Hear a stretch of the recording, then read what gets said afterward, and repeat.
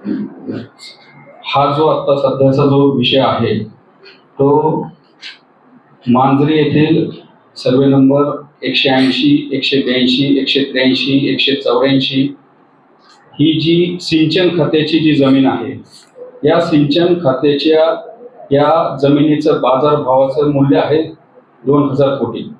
ही जमीन सुभाष सामुदायिक शेतकी संघ या शेती संघाला लीजवर दिली होती 1948 पासून।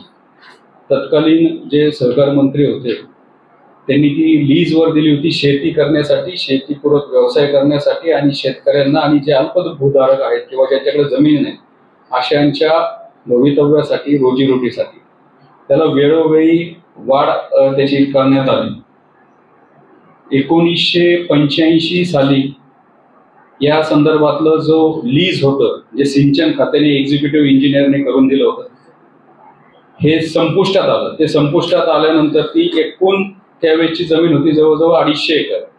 1985 साली तत्कालीन सरकारमध्ये शरद पवार साहेब होते आणि मग परत लीज वाढवून देण्यासाठी हा संघ मागं लागला आणि मग त्यातली 90 एकर जमीन पवार साहेबांच्या वसंतदादा शुगर इन्स्टिट्यूटला भाडेपट्ट्यावर देण्यात आली आणि उर्वरित आणि त्या भाडेपट्ट्यावर देण्याच्या बदल्यात परत उर्वरित या संस्थेला 30 वर्षाचं लीज करून देण्यात आलं आणि ते लीज 31 मार्च 2015ला ते लीज संपुष्टात आलं।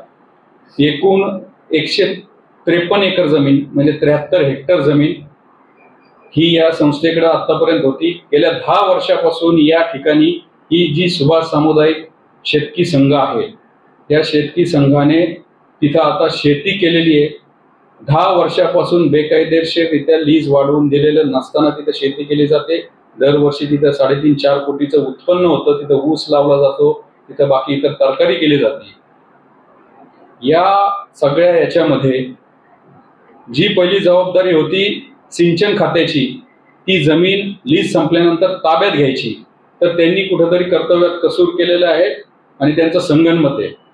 या जमिनीच्या उत्पन्नातून या सुभाष सामुदायिक शेतकी संघाने जवळजवळ 100 ते 150 एकर आजूबाजूच्या परिसरामध्ये जमीन विकत घेतली आणि ज्या सुभाष सामुदायिक शेतकी संघाचं उपविधी म्हणजे जी घटना आहे त्याच्यामध्ये उद्देश असे होते की तुम्ही तिथं शेती केली पाहिजे आणि शेतकऱ्यांना मदत होईल असे व्यवसाय केले पाहिजे, असं त्यांचे ऑब्जेक्टिव्ह आहेत।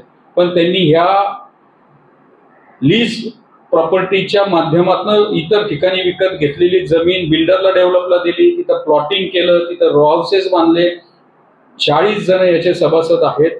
या प्रत्येक जणांनी तिथं 10-10 गुंठ्याचा प्लॉट आणि एक बंगला बिल्डरकडून घेतलेला आहे। अशा प्रकारे हे सगळं त्यांचा कार्यक्रम चालू आहे। 2021 मध्ये या सुभाष सामुदायिक सोसायटीने एक मीटिंग घेतली आणि या मीटिंग मध्ये आदिदेव LLP या प्रायव्हेट कंपनीला ही जमीन विक्रीचा ठराव करण्यासाठी स्पेशल जीबी बोलवली। ही स्पेशल जीबी बोलवल्यानंतर या 39 सभासद उपस्थित होते। ही विशेष सभा दिनांक 4/3/2022 रोजी झाली आणि या सभेमध्ये ही आदिदेव LLPला ही लीज असलेली जमीन म्हणजे जी सरकारची आहे, ज्याचा कस्टडियन कलेक्टर आहे आणि त्यांनी तत्कालीन काही कारणासाठी ती सिंचन खात्याकडे दिली होती, ही जमीन विक्रीचा ठराव केला। तर एवढ्या मोठ्या प्रमाणामध्ये या सुभाष सामुदायिक सोसायटी त्याच्यानंतर सिंचन खात्याचे काही अधिकारी असतील यांनी संगनमताने ही सरकारी जमीन बिल्डरच्या घशात घालण्याचं हे सगळं कट कारस्थान रचलेलं आहे। या संदर्भामध्ये या संस्थेचे काही पदाधिकाऱ्यांनी निबंधक असतील, सिंचन खात्याचे जे अधिकारी असतील यांना कळवलं की असं असं आहे, तुम्ही जमीन ताब्यात घ्या किंवा यांचा असा भ्रष्टाचार चालू। या मध्ये मी गेल्या 6 महिन्यापासून पाठपुरावा करतोय की सदरची जमीन ही लवकरात लवकर ताब्यात घेतली पाहिजे, कारण की त्याच्यामध्ये अशा प्रकारे जर काही थर्ड पार्टी इंटरेस्ट करायचा प्रयत्न करत असेल ही जी सोसायटी ज्यांना लीजनी दिली होती, तरी पण सिंचन खात्याने अजून याच्यावर काही पावलं उचललेली नाहीयेत। त्यांना आम्ही माहिती अधिकारामध्ये माहिती विचारली की तुम्ही त्यांचं रिन्युएशन करून दिलंय का लीजचं, तर ते सरळ सांगतात ही माहिती उपलब्ध नाही। या सर्वांमध्ये ही जमीन व्यतिरिक्त 2016 ते 2021 या 4 वर्षाचा त्यांनी काही जो भ्रष्टाचार केलाय या संदर्भामध्ये जे जिल्ह्याचे ग्रामीणचे निबंधक असतात त्यांनी त्यांना शो कॉज नोटीस दिली की त्यांच्या निदर्शनास काही गोष्टी अशा अनियमितता आणि भ्रष्टाचार आढळून आला। ती शो कॉज नोटीस दिल्यानंतर त्याला कुणीही उत्तर दिलं नाही आणि आता याचा फेर लेखा परीक्षण अहवाल आलेला आहे। याच्यामध्ये 3.5 कोटीचा भ्रष्टाचार आणि 40 कोटीचा TDR घोटाळा असा एकूण 53 कोटीचा गैरव्यवहाराचा ठपका या सर्व हे जे कारभार केलेला आहे या सुभाष सोसायटीने या मंडळावर जिल्हा निबंधकांनी ठेवलेला आहे। 3 महिने झाले याचा फेर लेखा परीक्षण अहवाल सबमिट झालेला आहे, पण याच्यावर अजूनपर्यंत कारवाई करण्यात आलेली नाही। जमीन विक्रीचा ठराव तो वेगळाच आहे। 53 कोटीचा जो गैरव्यवहार आहे त्याच्या संदर्भामध्ये पण जिल्हा ग्रामीण जे निबंधक आहेत हौसारे म्हणून हे याच्यावर एकही शब्द बोलायला तयार नाहीयेत। ते म्हणतात की आम्ही जो गव्हर्नमेंट लीडर आहे त्याच्याकडून कायदेशीर आम्ही सल्ला घेतोय कसा कारवाई करायची। त्यामुळं संगनमताने हे सगळं सिंचन खातं असेल, सहकार खातं असेल, हे सगळं संगनमताने चाललंय। याला मोठ्या 2 बिल्डरचा वरदहस्त आहे। अमर मांजरेकर, अविनाश भोसले हे या कंपनीचे भागीदार आहेत आणि त्यांच्या आशीर्वादाने आणि नक्की याच्या मागं कुठली तरी एक मोठी शक्ती सरकारमधलं कोणतरी एखादा मोठा कोणतरी ताकद यांना हे सगळं हे पुरवतीये आणि एकंदरीत हे जे सगळं आहे हे सरकारी जमिनीचा हा एवढ्या मोठ्या प्रमाणात अपहार करायचा हा इथं सगळा प्रकार चालू आहे। तर या संदर्भामध्ये ED असेल, CBI असेल, CID असेल, मुख्यमंत्री असतील, महसूल मंत्री असतील, जलसंपदा मंत्री असेल, या सर्वांना मी पत्रव्यवहार केलेला आहे, निबंधकाला पत्रव्यवहार केलेला आहे की या गोष्टीची चौकशी करून तुम्ही यांच्यावर लवकरात लवकर कारवाई करण्यात यावी। पण 6 महिन्यापासून एकानेही याच्यामध्ये म्हणेल तसं काही केलेलं नाहीये। सिंचन खाते म्हणजे जे खरं कस्टोडियन ज्यांची जी जागा आहे ते पण शांत बसलेले आहेत।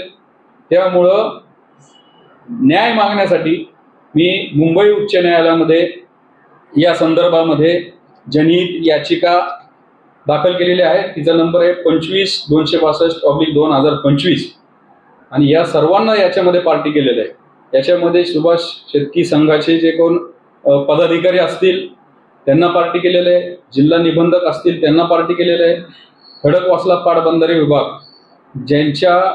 ज्यांच्या मालकीची जमीन आहे त्यांना पार्टी केलेलं आहे, त्यानंतर महाराष्ट्र सरकारला याच्यामध्ये पार्टी केलेलं आहे।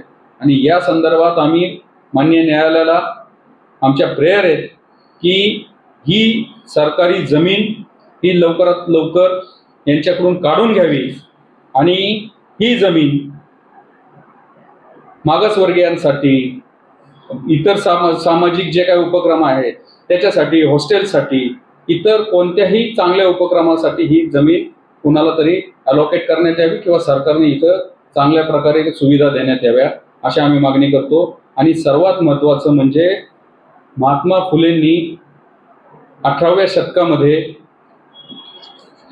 एक उल्लेख आहे, त्यांनी मांजरी 17.5 नळी येथे 200 एकर जमीन विकत घेतली होती आणि हीच ती जमीन आहे आणि तिथं त्यांनी मळा फुलवला होता। कारण की खडकवासल्याचा जो बांध बांधला आणि त्याच्यातून त्या पाटाचं त्यांनी काम केलं त्यावेळेस त्यांच्यावर टीका झाली की असा अडवलेला पाण्यामध्ये जीव नसतो, प्राण नसतो। तर मग महात्मा फुलेंनी ते एक चॅलेंज म्हणून याच 17.5 नळीमध्ये ती जमीन घेतली, तिथं मळा फुलवला आणि ती तरकारी त्यांनी पुण्यात आणून मुंबईला विकली। तर एवढा मोठा ऐतिहासिक वारसा असलेली जमीन अशा प्रकारे एका शेतकी संघाला द्यायची, पण या शेतकी संघाचं शेतकऱ्यांचं हित त्यांनी दुर्लक्ष केले आणि बिल्डरशी संगनमत करून हे सगळे शेतकी संघवाले आता बिल्डर व्हायला चालले। तर याच्यामध्ये राज्य सरकार असेल, जलसंपदा विभाग असेल, सहकार विभाग असेल, यांनी लवकरात लवकर लक्ष घालून यांच्यावर योग्य ती कारवाई केली नाही, त्या दोषींवर योग्य ती कारवाई निबंधकांनी केली नाही, ही जमीन लवकरात लवकर त्यांनी काढून घेतली नाही तर या संदर्भामध्ये आमची याचिका तर आहेच, पण आम्हाला तिथं उतरून जन आंदोलन करावं लागेल, एवढ्या या पत्रकार परिषदेच्या माध्यमातून मी सांगतो.